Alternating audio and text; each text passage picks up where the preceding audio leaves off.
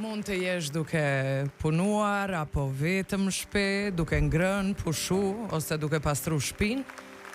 Dhe radio është aty. Është aty duke të bërë ty shoqni. Njësoj siç të bën shoqni edhe kur je duke vozit apo duke kryer ndonjë punë tjetër. Pra këtu qëndron e bukra. Sepse është individuale.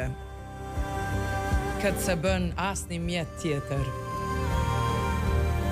Radio mund të dërgoj dëgjuesin ku do në botë.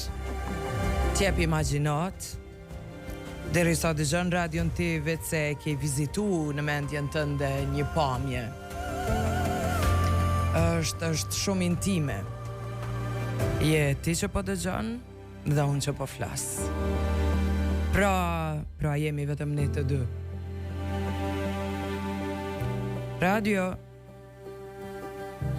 Radio mis transformoi median e shkruar, lajmet, politikën, sportin e muzikën, arktimin në shtëpi dhe arsimin. Madje edhe përvojën e drejtimit makinës. Radio ka kapur disa nga momentet më të mëdha të zhvillimeve në botë. Përmes radios u dha edhe fjalimi i famshëm i "Unë kam një ëndër" i Martin Luther King, i cili përshkroi një vizion të barazisë racore në Amerikë që frymëzoi miliona njerëz. Edhe pse duhej të rishpikte veten me ardhjen e televizionit, internetit e telefonave celular, radioja është ende medium i përhapur, i arritshëm dhe i përballueshëm.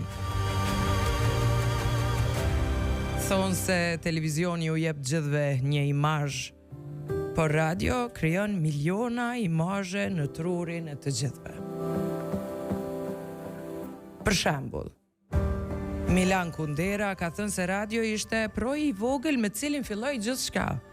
Pastaj erdhën mjetet të tjera teknike për riprodhimin, përhapjen, amplifikimin e zërit, dhe përroj u bë një lum i madh. Urimet të gjithëve dita e radios.